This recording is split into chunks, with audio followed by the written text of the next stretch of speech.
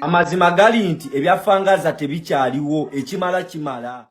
Ebigenda mu maaso okutambula ku media biri mu kulaga nti nno Fake Gaza kw'ossa ne Alien nti munnange tebakyali kimu esayidi eno. Biri mu kutambula ku social media era nga wali munnange ate mwana mwenzi munnange ate Great Icon abadde alina munnange ate obubaka bw'abadde ayogera awo ku Fake Gaza nti whatever nti omusajja tamwagala Alien. Oh my God, yonna gye biggweredde byengenda okubeera nga nkuyitiramuko mu maaso awo. Kw'ossa ate Pallaso avuddeyoko wali ne mukwano gwe ne balaga ettabbu. Mukwano gwe amufuuye ssente wali ng'amugamba nti nno ago mafuta munnange agagenda okubeera nga gakuyambako okubeera nga otalaga ku kampeyini za Bobi Wine, byengenda okubeera nga nkutuusako mu maaso awo. Kw'ossa ate ne Fake Famemaker. Fake Famemaker avuddeyo n'akakasa oluyimba olwa Struggle kiyite munnange ate Revolution esayidi eno, byengenda okubeera nga nkutuusaako ku sayidi y'emu. Kansooke nkutegeeze nti kati tobeera nga tonaba kusubscribinga osubscribinge, kw'ossa ate n'okulayikinga vidiyo muganda wange gwe alaba Jaminati Yugi. Kakati nno kansooke munnange ate nkutandise n'obubaka obuli mu gettinga munnange ate viral. Nkugambye nti nno mwana mwenzi munnange ate Great Icon. Amazima gali nti ebyafangaza tebikyaliwo ekimala kimala. Gaza zibuka amaaso n'omuniga takwagalizangako. Nze mulimu ebintu Alien byazzenga kukola mwana n'ensirika naye nga binze binyigiriza ku mutima. Gaza nze mbeera naawe okere nkya n'oyogera ku Alien skin ng'omwagaliza kiki yali akwagaliza. Alien diwe yali akugambye nti Gaza yino show jana tugende tugikube.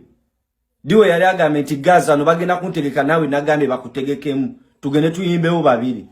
Njagala ombuulire Gaza kuva wegatta ne Alien skin njagala ombulire ozoote ennyimba naye nga ate ennyimba.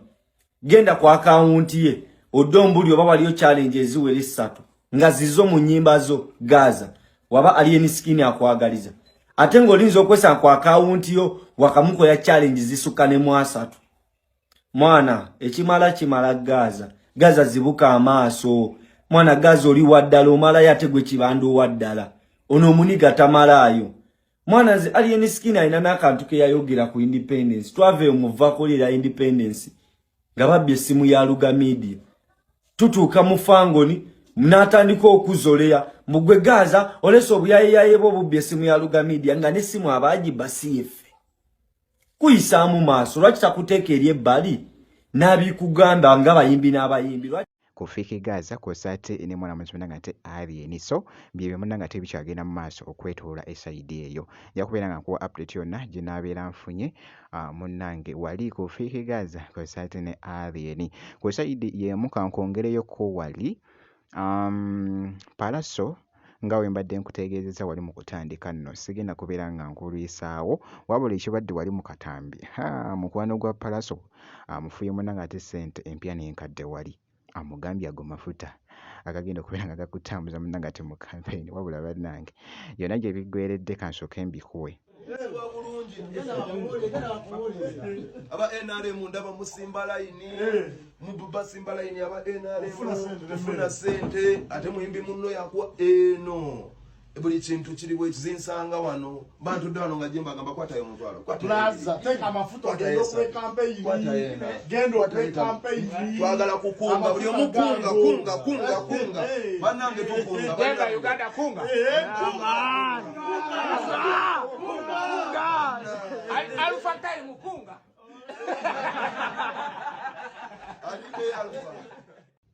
Akatambi ako kabadde kafuuse munnange ate ettabbu akumwana mwenzi munnange ate Pallaso. Bwe ntyo munnange ate leero bwe mukyekinzeeko kankwongereyoko wali ku update endala etambula munnange ate ko Fake Famemaker. Jjukira nti nno mwana mulenzi ono abadde nga actually nga abadde ate London babaddeyoko ne show kw'ossa ne mwana mwenzi munnange ate Dr. Jose Chameleone. Kakati nno Fake Famemaker avuddeyoko wali songs loading agambye nti nno ennyimba 2 agenda kubeera nga afulumya oluyimba title agambye nti nno enkyukakyuka kw'ossa title endala ebadde sikiwa so zezo ennyimba zagenda okubeera nga ata munnange naye nga wali nga wenkutandisiza nti nno olwa revolution enkyukakyuka agenda kubeera ng'afulumya munnange ate ennyimba ezo esayidi awo nga bw'olaba naye bannange waliwo ekintu kye ndi mu kulaba simanyi